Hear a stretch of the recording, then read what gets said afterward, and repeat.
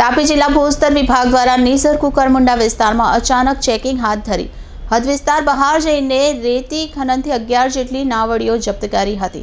ત્યારે લોકોએ આશ્ચર્યથી પ્રશ્ન કર્યો હતો કે આખરે ભૂસ્તર વિભાગ જાગશે ખરું? તાપી જિલ્લાના છેવાડે મોટા પાયે કાળી રેતીનો કારોબાર ચાલે છે। ઘણા લીઝ ધારકો નીતિ નિયમ પ્રમાણે રેતી કાઢીને વેચાણ પણ કરે છે, પરંતુ કેટલાક લાલચુ લોકો સરકારના ચોપડે જ્યાં લીઝ મંજૂર થઈ હોય એના હદ વિસ્તાર બહાર જઈને રેતી કાઢતા હોય છે, જે ભૂસ્તર વિભાગને કેમ દેખાતું નથી તે મોટો સવાલ ઊભો થતો છે। ત્યારે મળતી અંગત માહિતી મુજબ ભાજપના કોઈ એક મોટા નેતાએ કોઈ કારણોસર આ અંગે ફરિયાદ કરતા આખરે ભૂસ્તર વિભાગ કાર્યવાહી કરવા મજબૂર બન્યું હતું અને 11 જેટલી નાવડીઓ જપ્ત કરી હતી। તે નામ માત્રની કાર્યવાહી કહી શકાય।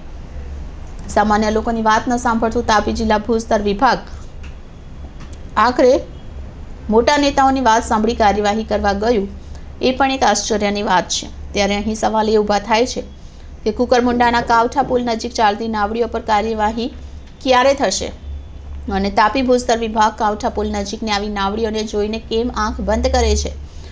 પુલ નજીકથી રેતી કાઢવાના કારણે જો ભૂલથી કોઈ નુકસાન થયું તો ભૂસ્તર વિભાગની જિલ્લા ભૂસ્તર વિભાગની ભરપાઈ કરી આપશે ખરી?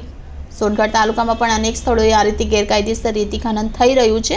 શું એમની સાથે પારિવારિક સંબંધ હોવાના કારણે ભૂસ્તર વિભાગ કાર્યવાહી નથી કરી રહ્યું? તે પણ એક મોટો સવાલ છે। વધુ વિગત માટે જુઓ અમારો આવતો episode. Reporter Bindeshwari Shah, city golden news, Tapi.